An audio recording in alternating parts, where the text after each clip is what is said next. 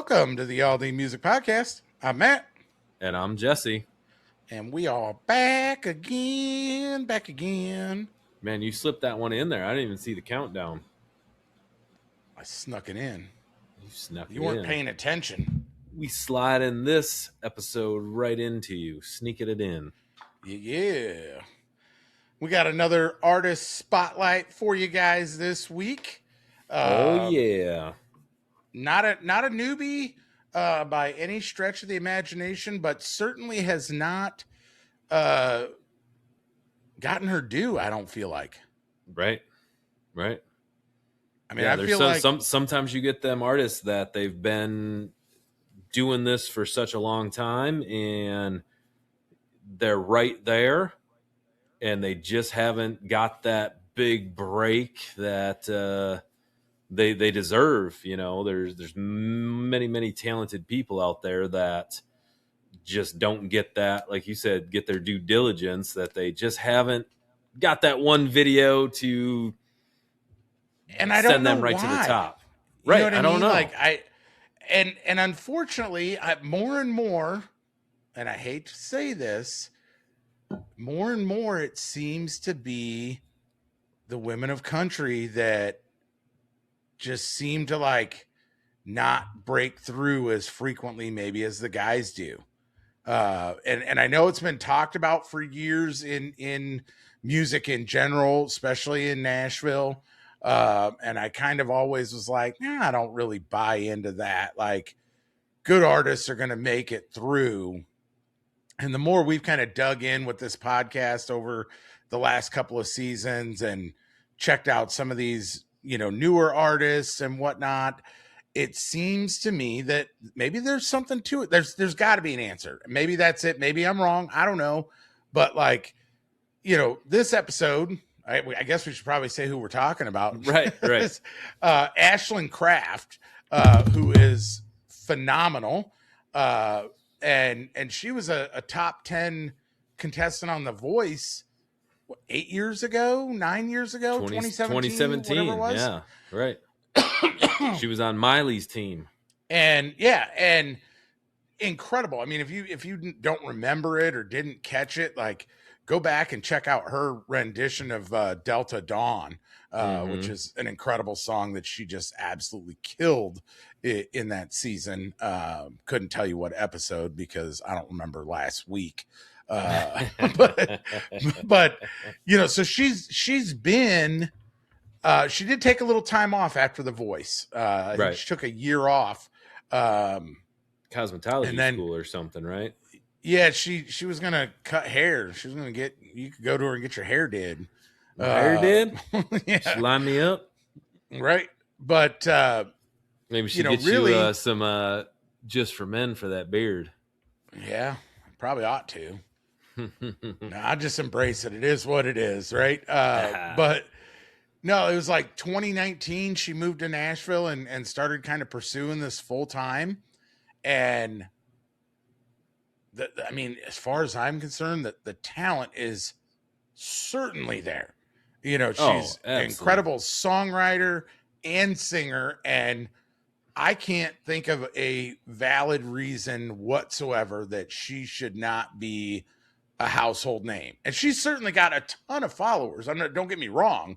Right. But she does not have the followers or the name recognition by any means that she should have based on the talent that she has. Right. Yeah. 2019, she moves to Nashville, starts, going full in with the music. By 2020, one of her first songs that of any big name, she actually was on a song with Hardy on his 2020 album. Yep. Fast forward to 2021, she was Next Women of Country 2021. Yeah, and usually we're finding a lot of these women before they make that level. And she wasn't, I'm going to be honest, she was not like fully on my radar at that point. Like I remember being on The Voice, and then I don't remember much of her until a couple years ago. Yeah. So there's like a window, and I don't know if COVID factored into that, because that was like boom right there. You go to Nashville a year later, and the world shuts down for the most part, and music stops happening other than like Facebook lives and Right. TikTok. Right. So I'm sure that played some factor in it, but I still mean, doesn't explain the totality of, where she's at versus where she should be. right. Right. And I mean, that could have been something, but I mean, she was 2021 next women a country, so in 2020 when the world was shut down, she still, recorded with Hardy, got 2021, but like Matt said, usually we're finding a lot of these people well before they get the next women a country or before they're cutting tracks with Hardy. Yeah. But this is how much not on our radar that she was. Actually, when Matt and I first met each other at Faster Horses in 2021, she was there. Yep. We didn't know. We didn't see her. Fast forward In all to fairness, we did a lot of drinking that year. that is true. And if she was an up and comer, a lot of times if she was on the Next to Nashville stage or she was earlier in the day, for anybody that's been to Faster Horses, Or any festival. or any festival, especially that, if you're playing at 1 o'clock to like the 5 o'clock, I have a real hard time just because of the heat factor of Yeah. how stinking hot it is there. I don't do well in the heat. And so me going to somebody like early in the day, I'm still going to have to go back to the camper and cool down before I go back for the night shows and get Yeah. hydrated just because I sweat. But so if she played early in the day, you really have to stand out to us in order for us to get to go over there. So 2021, she was at Faster Horses. 2023, she was back at Faster Horses again. I know I knew the name, and like you said, it was like they fell off the radar and they weren't on our radar for a few years there. Yeah, and And I now think just 2023 was probably about the time she started coming back on my radar, and mhm. was like, "Oh, yeah, I forgot about her." And You know then why 2023? Because in 2022 she was with Ashley McBryde helping her out on tour, and you were a big Ashley McBryde fan, right, right. so that's probably what got her back on your radar.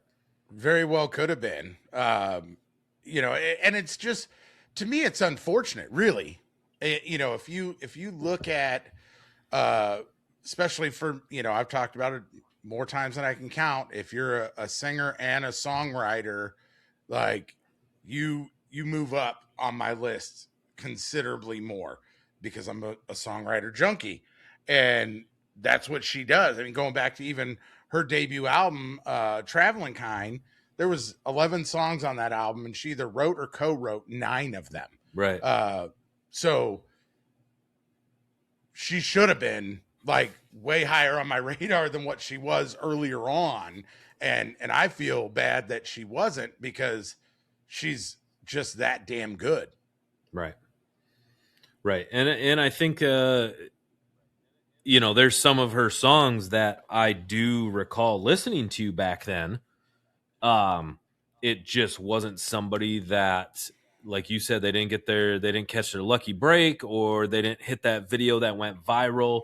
And there was too many other people that time is when, TikTok was coming around, and there was a big push on all these people that had big followings on the TikToks and stuff of that nature that got kind of main streeted into Nashville, if you will, without cutting their teeth, doing the tours, doing the dive bars, doing, everything of that nature. And so it's almost like she got lost in the shuffle. People hopscotched over or something. Yeah, kind of, she was there, leapfrog. she was doing it, and they kind of, went with the hottest thing. To be honest, like, she reminds me, and it might have been in that time, she was kind of, and gosh, I can't remember who said it, but it was country has a new badass in town. And I don't know if that's what it was with the women of country of at that particular time, even though she was a badass, maybe they weren't ready for a new badass in town, that they were still holding on to Miranda I mean, and weren't ready for it. But then now they are ready for it. And Ella just jumped in there and got that badass of country, that comparison. So I'm not it really could sure. be. Yeah, I mean, and obviously this is just kind of coming off of the top of the head at the moment right now is should we maybe do like an entire series on women, you know, maybe do like a sub segment of the podcast, of a women of country kind of series because there's so many of them and we've highlighted a bunch of them, Yeah. Yeah. over the last couple of seasons. One of my other favorite women of country, Megan Patrick, there's Allie Walker. Yep. And, her and Megan Patrick just co-headlined a tour together this last year. Yep. And we've talked about Megan before. She's absolutely incredible too. Obviously, big Mae Estes fans, since the first time we saw her. And they're all super Somebody talented. called that Ella Langley would be the next Miranda Lambert. You heard it here on this podcast first. Yep. So Sure yeah, did. we love the women of country, and yeah, they definitely don't get their due diligence. Yeah, I don't. Due diligence isn't the proper terminology. That's like making sure you do what you're supposed to do, like have a fire extinguisher. If you have a massive bonfire, your due diligence would be to be prepared. Oh, yeah, I never have that fire extinguisher during my bonfires. Yeah, no. So it's not, they're all doing their due diligence. They're out there grinding and hitting the pavement hard and doing everything they need to do. Now, I will say I'm almost certain, I could be wrong on this, so don't come at me if I am wrong, but I'm pretty certain that I saw an interview with Ashland Craft before where she kind of said, I suck at social media. I just suck at it. And so that could probably factor in to some extent, but Megan Patrick's huge on social media. She's got a big presence there. Mae Estes, huge presence there. And it's still like the same thing. Like they get here and they just don't get here. And maybe in time it'll come. I don't know. Maybe I guess I just don't know. Maybe this podcast right here will get her a little more recognized and get her that little push. I mean, I'd love to think that we had that, ability for sure. Right. I don't know if we have that much pull in the country music community right now. No, I mean, at some point maybe, but at the end of the day, like if we're talking about them and they pick up one new fan or two new fans or five new fans or 10 new fans, that's still a win in my book. Right. But I'd love to figure out what the problem is, because it does seem to be more widespread than one or two. Mm-hmm. Oh yeah. I don't know. I mean, you're talking somebody who's played with some of the biggest names in country music. Yeah. What she just was on tour last year. Well, you said Megan Patrick, but she was on tour with Luke Bryant. Like, yep. Opened for him on a few of his shows. Cody Johnson, Marcus King, Brothers Osborne, Jack Brown Band, like lots of you name names. It in country music. Yeah, she's opened for them, or she did a song with Marcus King, done a song with Hardy, she's done a song with quite a few people, like, and she's had some songs go viral. I mean, she's had like some that really took off. I Smoke Weed. You do? Tasha's favorite song. You do? What'd you say? I don't. That's the name of the song. We got that on. We recorded know, that one. We got that on record now. do you? Yeah. Okay. So at any rate, I mean, that was a song that like certainly took off, right? Yeah. Yeah. But the totality of it hasn't. And it's not a bad song, but she's got some incredible songs that to Oh, me are yeah. way better than that. And it's like, well, if that one, I mean, that probably caught on because of the stoners, right? Right. Obviously, like I remember back in the day, like all of those kind of stoner songs definitely Colt appealed to me more. 45 and 2 zigzags. Maybe Right. that's all I need. And we just saw him last year at Rock the Country. Right. But there's got to be something to kind of turn that page or to ignite that rocket to like go to that next level. And a reason why it's not happening for so many. Right. You know I what don't I'd know. love to, you know what I'd love to do? What? I want to give a shout out to Ashland Craft right now. Hit us up. Come on the podcast, and maybe you have a better insight of why you think that you haven't blown up like we think that you should. Yeah. Maybe, I mean, maybe if she knows something we don't know, but she might not be able to say either, that's right? true. Because if it is an industry thing, she can't go and say, the Nashville Machine is a bunch of dickheads. I can say that, right? Because I'm not trying to make it in that industry. The average Joe Great. can't, Now it's over. right? There goes the dream. The average Joe that's trying to make it in that industry can't really badmouth the industry because you're going to get blacklisted and no one's going to want anything to do with you. Right. So even if that is the case, and it may not be, I could be wrong, right? I don't think that you're going to have any artist that's going to openly say that, Right. other than, someone like Aaron Lewis, who says that the industry sucks, or Upchurch that says the industry sucks, or, some of these people that are bigger names, independent, have... and just do their own thing. Right. They afforded the luxury of being able to say that kind of stuff. But if you're relying on Nashville music to get you to where you want to be, then yeah, you don't want to bite the hand that feeds you, so to say. Right. But even those guys, and we've talked about this before, right? Even those guys are still limited, right? Because if you can't get on radio, you can't get out to the masses. And so you can have like a cult following, which Aaron Lewis certainly does. Upchurch certainly does. Frank Creek Foster Squad certainly does. There's plenty of people that have like a solid fan base that you're not gonna knock them down at all. But at the same time, you're not hearing them on radio.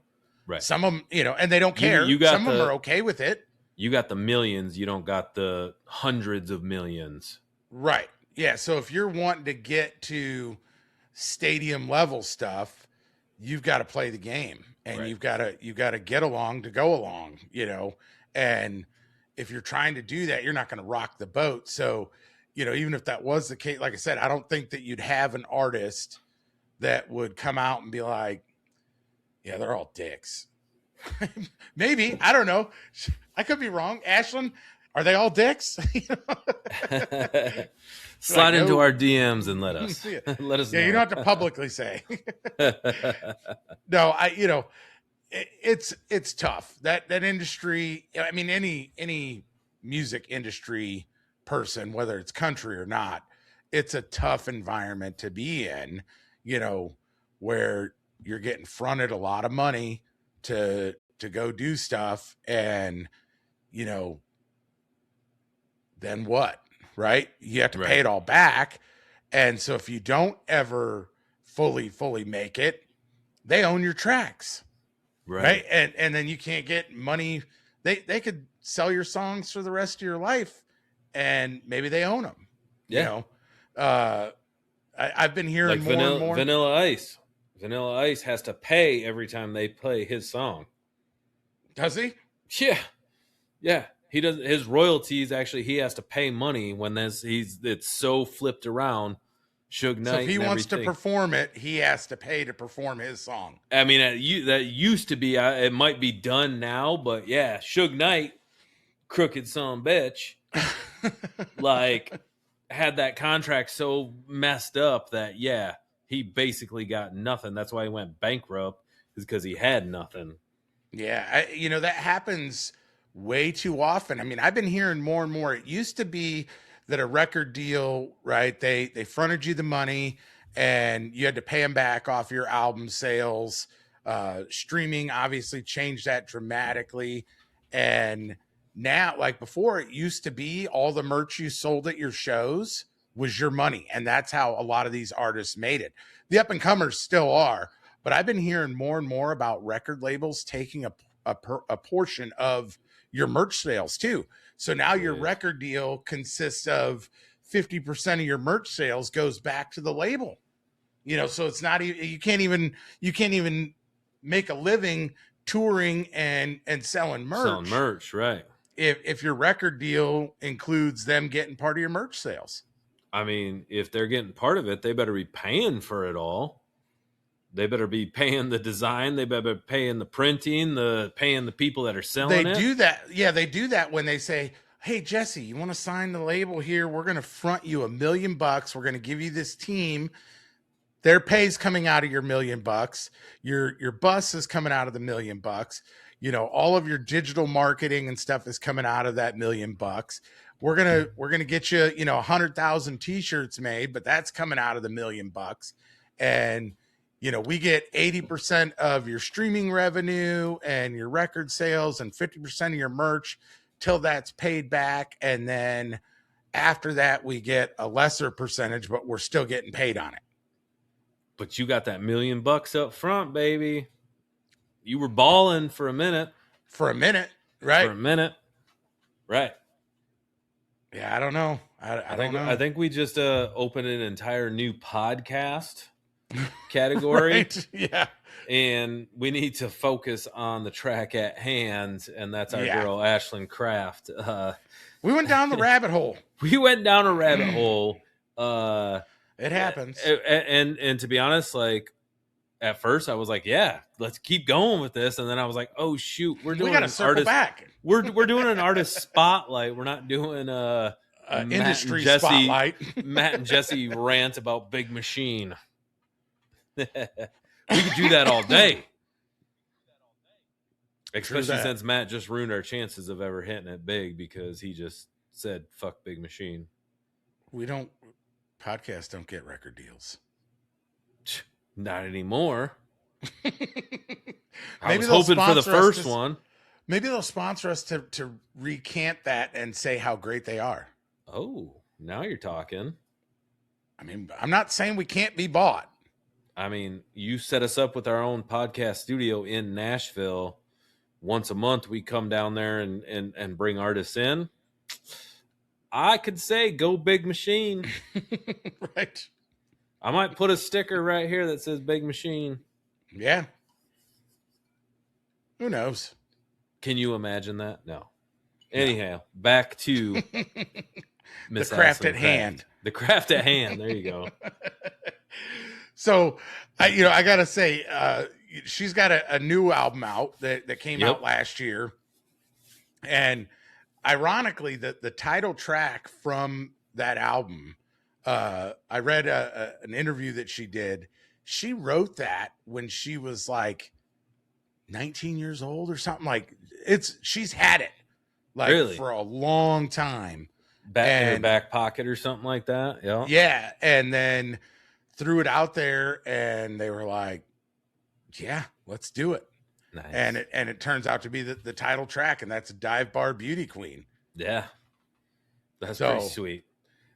Yeah, for you guys that haven't heard of her, and many of you that have heard of her that might have fallen off the radar, fallen off the radar. That's what Jelly Roll used to be. And now he's skinnier not than anymore. And he's not a felon because he got pardoned. Yeah.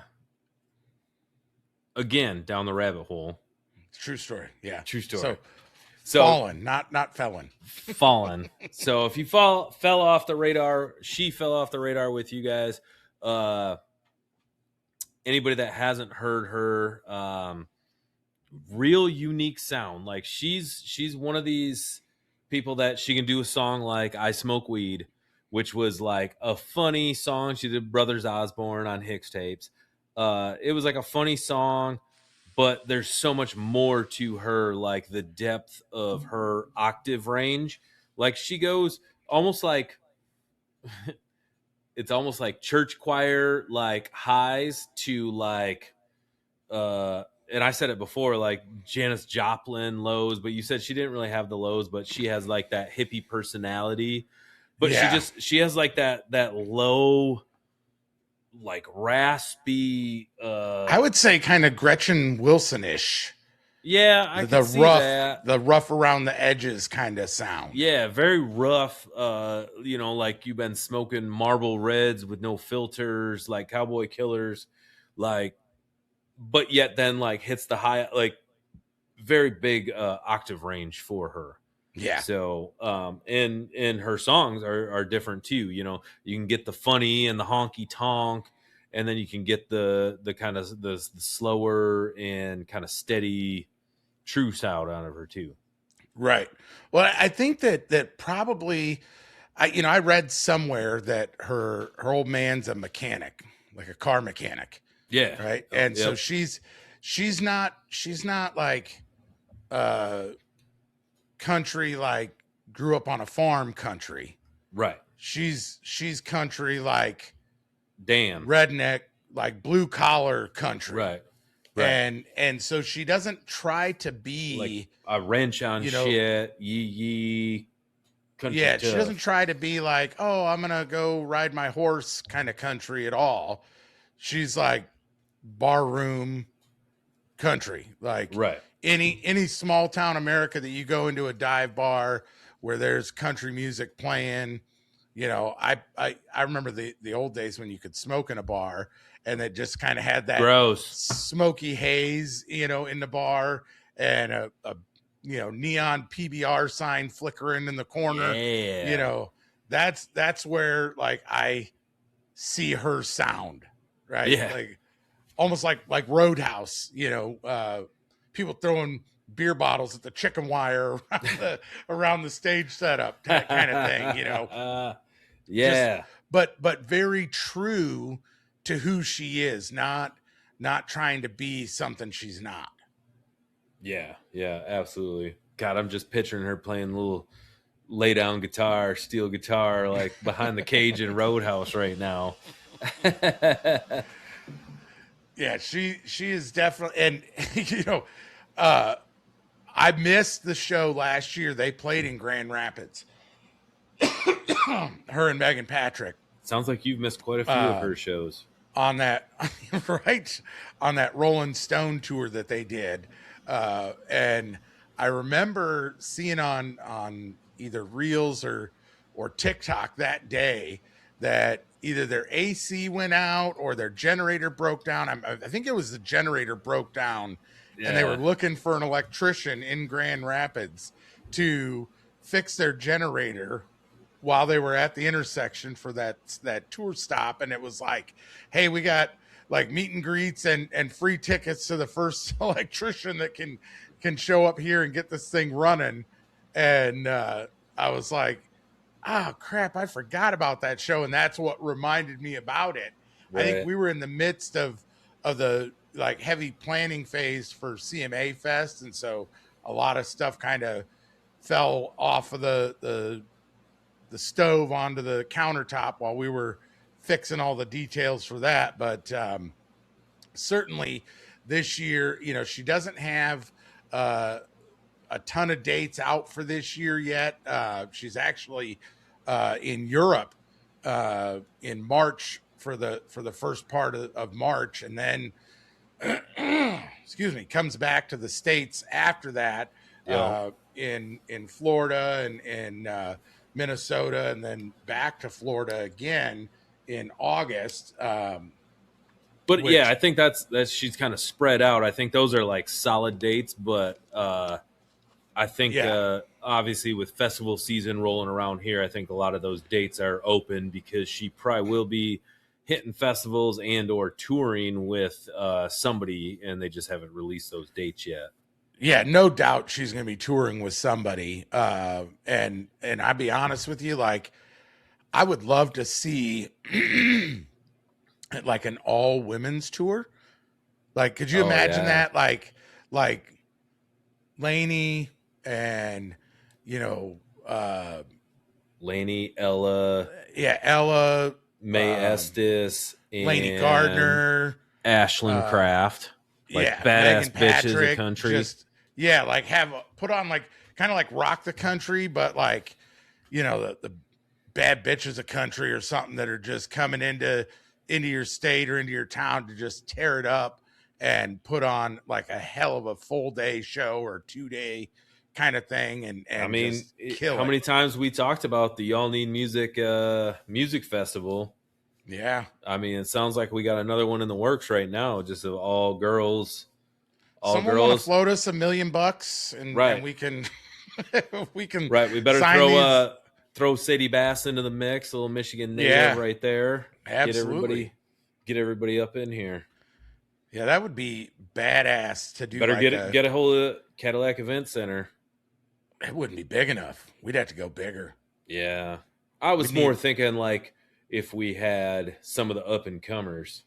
yeah. No, we're gonna do them all. We'll have Not them that all. Ashland Craft is an up and comer. She has cut her teeth. She's a seasoned vet. So Yeah, I could see that like 2 full days of just badass women of country. It'd be the yeah, festival of the year. we would. Anyone got $1,000,000 they want to give us Yeah, you guys want or, to float us anything? I mean, or two? we'll definitely comp your tickets. Free beer. VIP. Yeah, You get to hang out with us true that. behind stage while we introduce all these badass women of country. And we'll give you 20% of ticket sales. And I'll get you a Dolly shirt. I've Oh, got a we shirt, might as well have Allie Walker up in there too. So I'll right? get you an Allie hat. Taylor Austin Die. I mean, there's so many of them. Like you just keep adding to the list and adding to the list and adding to the list. Who was it? You sent me another female artist yesterday or day That's for before, another maybe. episode. Yeah, she was good. I don't remember the name offhand, but I was like, ooh, yeah, Yeah, so you this could is easily a go. lot of these times when we do these new artist spotlights, it's Well, this is just an somebody artist spotlight. right. This is an artist spotlight, but usually it's something like that where I send something to Matt or Matt sends something to me where it's like, "Hey, check this guy out. I just found him on a reel or a TikTok or something, popped across, gave it a listen, thought, okay, sounded pretty good that one song, but I'm going to dive deeper before I send it to Matt or before he sends it to me." Yep, And we'd usually do something like that, but that's how these things normally roll with our new artist spotlight. But with this one, like Matt said, this is an artist spotlight. Ashland Craft, she's been around for a while on season, or I don't even know what season it was, but 2017 she was on The Voice, Miley's team, top 10, yeah, and she has been making waves in country music for quite some years. Help us help her get to that top tier artist that she deserves. for sure. She definitely deserves it, and we need your guys' help to recognize that. So make sure you're going on to all of her socials, Yep, uh, TikTok, Instagram, Spotify, YouTube, ashlandcraft.com. ashlandcraft.com. Hey, did they have merch on there? I didn't see that. We might need some Ashlandcraft merch. So They sure do. Yeah, she's got shirts, koozies, bags, Ooh, I love a good signed 8 koozie. by 10s, water bottles. She's got a Zippo. What? Zippo? She is a Yeah, badass bitch at country. stickers. Yeah, you name it. Stickers, we put them on the bar. Yep. I actually like this shirt a lot.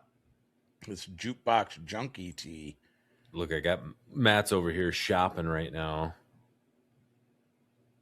It's a nice looking shirt. Go check it out. Mom, I need the credit card.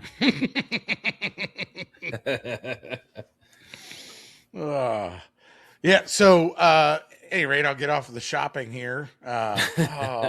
You know what, Ashland? Come on. She's fat shaming me. Oh no. That shirt She only ain't got goes the up big to sizes. XL. Only goes up to XL. Shit, that'll fit me. Damn it. Just my luck. Ashland, if you're seeing this, we need some double some X, fat guy shirts. some double X's for the big guy over there. So, and Ashland, if you're seeing this, we hope that you get the due diligence that you need. Nope, use that wrong again. Used it wrong again.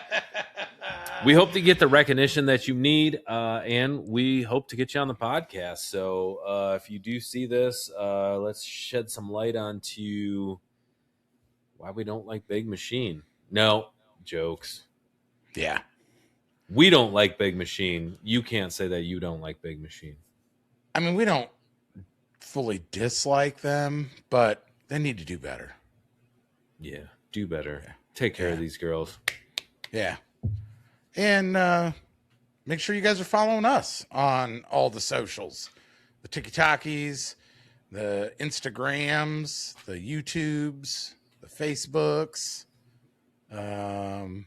Snapchat. Oh, we don't got that yet. Yeah. You know what, though? We do have a website. Oh, y'all need music? Yeah, we haven't plugged that. That's a new one. Yeah, new-ish. We're new 2026? It launched in 2025. Yeah, but we didn't tell anybody. Till now. Till now. Till you now. Heard it here first. On Y'all Need Music Podcast. Catch you guys next time. Out.